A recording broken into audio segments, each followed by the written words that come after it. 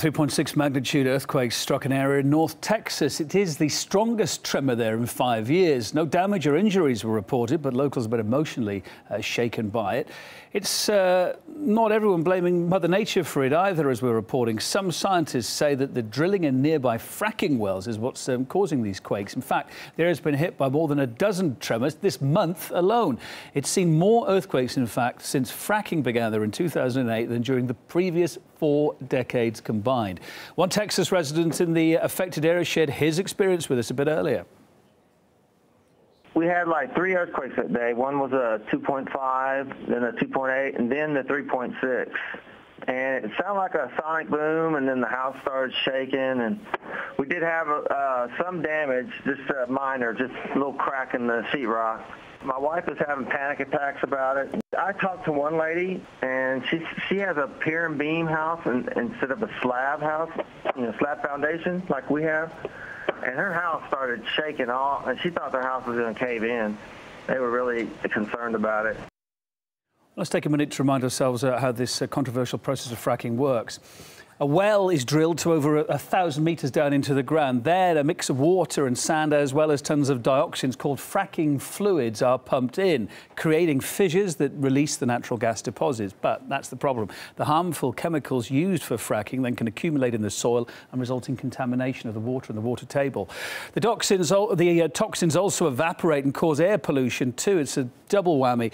There's a growing movement to ban the process of the energy industry's latest fad to tap into lucrative fossil fuel deposits. Some activists say fracking is even more hazardous indeed than actually burning oil and gas in the first place.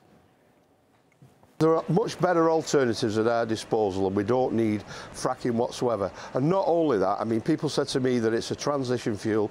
Evidence shown in America from the leakages from all the wells that they've done there is that there's up to 3 to 7.5% of leakage of methane gas into the atmosphere. Methane is a lot more potent greenhouse gas than what CO2 is. So, there's a case to be said it's actually a more harmful form of energy than burning coal in power stations. Well, let's also hear, shall we now, from anti-fracking campaigner Andy Chadber from the Wales Green Party in the UK there. Hi, Andy. Evening to you. What steps has your party taken against fracking, then? Well, we're the only party in the UK that's currently got an explicit policy looking to outlaw this fracking activity. All the other parties are pretty much sitting on the fence, other than, of course, the Tories, who are actively promoting it at the moment. Is it really as serious and bad as I've been saying there and pointing out on that graph? I mean, how much of a danger is it, or is it being slightly blown out of proportion here, as far as you see it? I don't honestly. Well, some aspects of it probably have been blown out of proportion a little bit, but the scale of the issues range from the very micro level all the way up to the global level. I mean, the images of gas being burnt in people's taps from gas lamps and so on is probably done as a bit of a disservice. Not to say that can't happen, but it can happen for all sorts of other reasons. But the issues that you've already mentioned about contamination of water supplies, once aquifers are contaminated, they're contaminated pretty much forever. They're virtually impossible to remedy, and therefore that's a very serious issue. The issue regarding health consequences that Dr. Theo Colborn's investigated thoroughly. That's an immediate and definite danger. Then you're then talking about the whole issue of the energy policy of the country. Your previous speaker was talking about the fact that all that's happening is by pursuing these extreme energies, we're putting off the imperative to get to grips with the renewable energies that we're going to have to rely on sooner or later. Well, the French government obviously agrees with the concerns that you've got. They banned the practice back in 2011, didn't they? Was that a difficult step for them to carry through? Well, it's a difficult step in the sense that you've got some of the biggest companies on the planet looking to sort of put pressure on the governments of the UK and across the world to allow them to sort of squeeze these last drops of fossil fuels out for short-term profit motives, right? And that's literally all it is.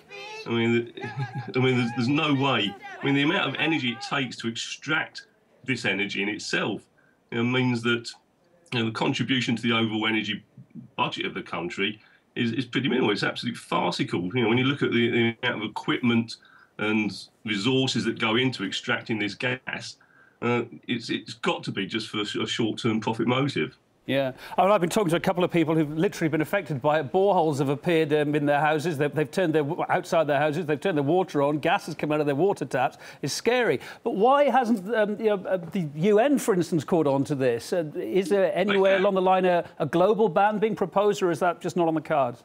No, in the United Nations, the GEA, I can't remember quite what that stands for now, but there's a report that they published November last year, 12 months ago almost exactly, which basically confirmed everything that I've been saying, that we've been saying since the outset here, in terms of the fact that there's not the vagaries of deep geology are such that even the greatest experts on the planet cannot say for certain how it's going to react to the amount of pressure that's been put into them, the amount of liquids that have been pumped into faults that we don't even know whether they exist or not. I mean, what's happened in Texas is that the injection into the ground of the fluids has brought to light faults and fractures that we had no idea even existed. Because, and how toxic is this stuff that they pump in? I mean, I kind of highlighted it just now, but how bad is it? Well, one of the myths about fracking fluid is that one of the things about it is there's no such thing as a proprietary fracking fluid. Every single job requires a different mix. Every single stage of the fracking process requires a different mix. So what you've got is publicity stunts from companies whereby in the initial stages of fracking, we don't really need to use much in the way of chemicals at all. And you've had stunts from these executives drinking, stuff to the cameras and so on. But what happens is the further down you go, the more extreme you need to get, the subsequent stages of it, you need more and more chemicals to make the damn thing work, right? And that's when they start sneaking in all sorts of nasty additives that are well documented, with all sorts of nasty consequences from them. Ultimately, of course, the public want cheap fuel. They want to put fuel in the cars, they want to warm their houses, etc., etc., etc., and they want it as cheap as possible. It's an uphill battle you're up against, isn't it? Well, it's an uphill battle against the spin that the Tories and so on and the other vested interests are putting on it. I've just had solar panels put on my roof in the last few days. I've now got a 40% drop in my electricity consumption during daylight hours. Right? That doesn't get much cheaper than that. Right? It's a one-off investment. Renewable energies provide virtually free energy. Right? It takes a lot of initial investment and so on. Energy security and cheap energy prices are far more likely to come about in the long run through pursuing renewable energies than they are from these extreme forms of fossil fuel exploitation. Andy Chapman, thanks so much for your thoughts there. Much appreciated.